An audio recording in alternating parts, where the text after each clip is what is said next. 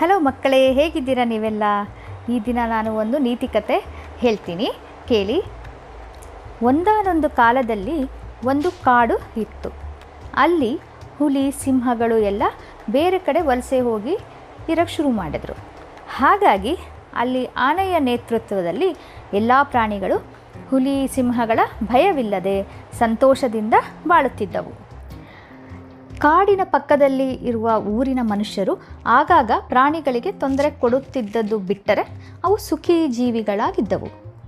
ಆ ಊರಿನಲ್ಲಿ, ಅಂದರೆ ಪಕ್ಕದ ಊರಿನಲ್ಲಿ, ಕಾಡಿನ ಪಕ್ಕದಲ್ಲಿರೋ ಊರಿನಲ್ಲಿ ಒಂದು ಬುದ್ಧಿವಂತ ಮತ್ತು ನಿಯತ್ತಿನ ನಾಯಿ ಇತ್ತು. ಅದು ಯಾವತ್ತೂ ಯಾರಿಗೂ ತೊಂದರೆ ಕೊಡುತ್ತಿರಲಿಲ್ಲ. ಆದರೆ ತನಗೆ ತೊಂದರೆ ಕೊಟ್ಟವರಿಗೆ ಮಾತ್ರ ಕಚ್ಚದೇ ಬಿಡುತ್ತಿರಲಿಲ್ಲ. ಯಾರನ್ನೂ ಬೇಗ ನಂಬದೆ, ನಂಬಿಕೆಗೆ ಅರ್ಹರೆಂದು ತಿಳಿದ ಮೇಲೆಯೇ ಅವರ ಜೊತೆಗೆ ಓಡಾಡಿಕೊಂಡು ಮನೆಗಳನ್ನು ಕಾಯುತ್ತಾ ಊರಿಗೆ ಕಾವಲುಗಾರನಾಗಿ ಇತ್ತು. ಅದಕ್ಕೆ ಮನುಷ್ಯರ ಮನಸ್ಸನ್ನು ಅರ್ಥ ಮಾಡಿಕೊಳ್ಳುವ ವಿಶೇಷ ಶಕ್ತಿಯೂ ಇತ್ತು. ಈ ಶಕ್ತಿಯಿಂದ ಅದು ಬೇಗನೆ ಮನುಷ್ಯನ ಸ್ವಾರ್ಥ ಬುದ್ಧಿ, ದುಷ್ಟತನ ಗುರುತಿಸಿ ಅಂಥವರು ಹತ್ತಿರ ಬಂದರೆ ಗುರ್ರೆಂದು ಹೇಳಿ ಕಚ್ಚುತ್ತಿತ್ತು. ಒಮ್ಮೆ 4-5 ಜನರಿಗೆ ಈ ನಾಯಿ ಕಚ್ಚಿದ್ದೇ ತಡ ಅದಕ್ಕೆ ಹುಚ್ಚು ನಾಯಿ ಎಂದು ಹೆಸರು ಕೊಟ್ಟು ಹುಚ್ಚು ಹಿಡಿದಿದೆ ಎಂದು ಊರಿನವರೆಲ್ಲ ಕೈಯಲ್ಲಿ ದೊಣ್ಣೆ ಹಿಡಿದು ಅದನ್ನು ಸಾಯಿಸಲು ಹೊರಟರು. ಇದರಿಂದ ಹೆದರಿದ ನಾಯಿ ಹೇಗೋ ಮನುಷ್ಯರ ಕೈಯಿಂದ ತಪ್ಪಿಸಿಕೊಂಡು ಊರಿಂದ ಹೊರಗೆ ಓಡಿತು. ಓಡಿ ಓಡಿ ಸುಸ್ತಾದ ಅದು ಊರಿನ ಜನರ ಸಹವಾಸವೇ ಬೇಡ, ಅವರ ನೀಚ ಬುದ್ಧಿ ಎದುರು ತಾನು ಬದುಕಲು ಸಾಧ್ಯವೇ ಇಲ್ಲ ಎಂದು ಆಶ್ರಯ ಕೇಳಿ ಪಕ್ಕದ ಕಾಡಿಗೆ ಬಂತು. ಆದರೆ ಅಲ್ಲಿನ ಪ್ರಾಣಿಗಳು ತಮಗೆ ತೊಂದರೆ ಕೊಟ್ಟ ಮನುಷ್ಯರ ಜೊತೆಗಿದ್ದ ಊರಿನ ನಾಯಿ ಕಾಡಿಗೆ ಆಶ್ರಯ ಬೇಡಿ ಬಂದದ್ದನ್ನು ಒಪ್ಪಿಕೊಳ್ಳದೆ ಇದು ಮನುಷ್ಯನ ಒಂದು ಕುತಂತ್ರ ಇರಬಹುದು ಎಂದು ಅದನ್ನು ಹೊರಗೆ ಓಡಿಸಿದರು. ನಾಯಿ ಅನಾಥವಾಗಿ ದಿಕ್ಕು ತೋಚದೆ ಹೇಗಾದರೂ ಕಾಡಿನೊಳಗೆ ಹೋಗುವ ಅವಕಾಶಕ್ಕೆ ಕಾಯುತ್ತಾ ಕಾಡಿನ ಪಕ್ಕದಲ್ಲೇ ಜೀವನ ಸಾಗಿಸಲು ಆರಂಭಿಸಿತು. ಹೀಗಿರುವಾಗ ಕಾಡಿನಲ್ಲಿ ಚೆನ್ನಾಗಿ ತಿಂದು ದಷ್ಟಪುಷ್ಟವಾಗಿ ಎಲ್ಲೆಂದರೆ ಅಲ್ಲಿ ಆರಾಮವಾಗಿ ತಿರುಗಾಡುತ್ತಿರುವ ಮೊಲ, ಜಿಂಕೆ, ಕಡವೆ, ಕಾಡೆಮ್ಮೆ ಈ ತರಹದ ಪ್ರಾಣಿಗಳ ಮೇಲೆ ಊರಿನ ಜನರಿಗೆ ಆಸೆ ಹುಟ್ಟಿತು. ಅವರು ಗುಟ್ಟಾಗಿ ಬಂದು ದಿನವೂ ಒಂದೊಂದೇ ಪ್ರಾಣಿಯನ್ನು ಕೊಂದು ತೆಗೆದುಕೊಂಡು ಹೋಗಲಾರಂಭಿಸಿದರು. ಕಾಡಿನ ಪಕ್ಕದಲ್ಲಿ ಇದನ್ನೆಲ್ಲ ನೋಡುತ್ತಿದ್ದ ನಾಯಿಗೆ ಏನಾದರೂ ಮಾಡಿ ಕಾಡು ಪ್ರಾಣಿಗಳನ್ನು ಮನುಷ್ಯನಿಂದ ಕಾಪಾಡಬೇಕು ಅಂತ ಅನಿಸಿತು. ಆದರೆ ಅವುಗಳ ಎದುರು ತಾನು ಹೋದರೆ ಮತ್ತೆ ತನ್ನ ಮಾತು ನಂಬದೆ ತನ್ನನ್ನೇ ಬಡಿದು ಅಟ್ಟಿಸಬಹುದೇ ಎಂದು ತಾನೇ ಒಂದು ತೀರ್ಮಾನಕ್ಕೆ ಬಂದಿತು.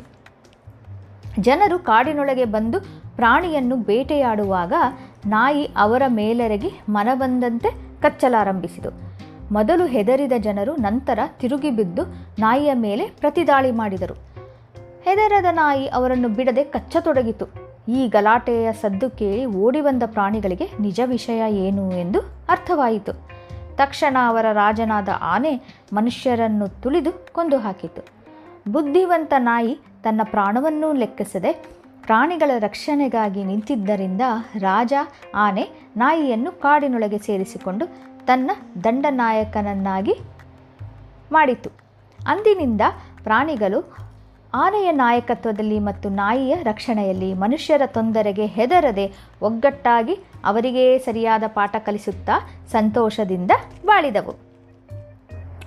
ಮಕ್ಕಳೇ, ಕೇಳಿದಿರಲ್ಲ, ಉಪಕಾರಕ್ಕೆ ಪ್ರತಿಫಲ. ನಾವು ಒಬ್ಬರಿಗೆ ಉಪಕಾರ ಮಾಡಿದರೆ, ಒಳ್ಳೆಯದು ಮಾಡಿದರೆ ಖಂಡಿತ ನಮಗೂ ಸಹ ಅವರಿಂದ ವಾಪಸ್ಸು ಒಳ್ಳೆಯದೇ ಆಗುತ್ತೆ. ಸೊ ಹಾಗಾಗಿ ನಾವು ಆದಷ್ಟು ಎಲ್ಲರಿಗೂ ನಮ್ಮ ಕೈಲಾದ ಸಹಾಯ ಮತ್ತು ಉಪಕಾರ ಮಾಡಿದ್ರೆ ನಮಗೂ ಒಳ್ಳೆಯದು ಮತ್ತು ಮಾಡಿಸ್ಕೊಂಡವ್ರಿಗೂ ಒಳ್ಳೆಯದು. ನಿಮಗೆ ಈ ಕತೆ ಹೇಗೆ ಅನಿಸಿತು ಖಂಡಿತ ತಿಳಿಸಿ.